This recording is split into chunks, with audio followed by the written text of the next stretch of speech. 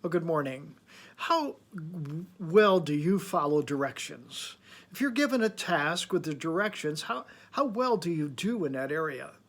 I'm one of those people that when I get something and I have a set of directions, I look at the pictures. I don't tend to read the directions. I don't like directions sometimes because for me they're confusing. Well, God gives directions, and yesterday we talked about the passage in Genesis chapter 12 where God says to Abram, "Get out of the country that you are, leave your family, leave your relatives, and go into the land that I'm going to show you."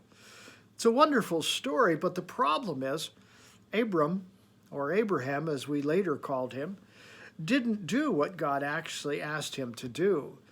Well, how do we know that? Well, first of all, God said, get away from your relatives and your family. But Abraham didn't do that. He took with him Lot and his family. That's not what God asked him to do. In fact, it was the opposite.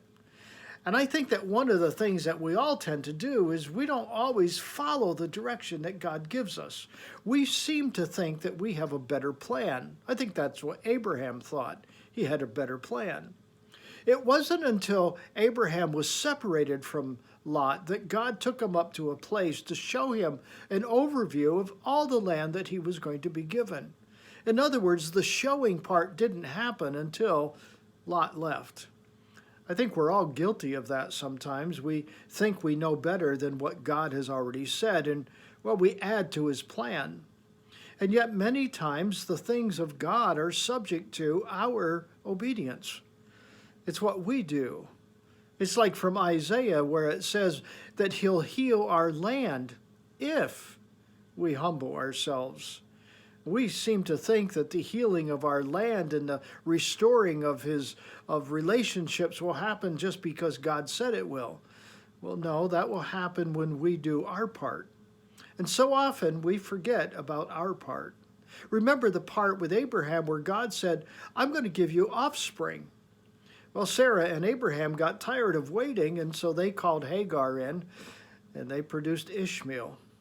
I can tell you that when you produce an Ishmael in your life, it's not one that's going to bless you. In fact, there's going to be a curse, it seems anyway, to that.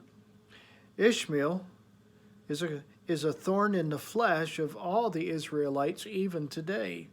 And the other problem with that, and the sad thing about that, is that Ishmael's life was, well, it was born out of rejection because when Sarah put Ishmael and his mother, Hagar, out of the encampment.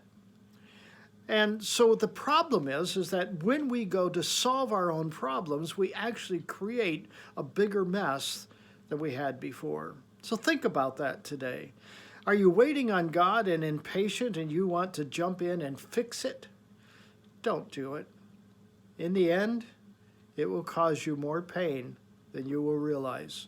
Hey, until next time, God bless.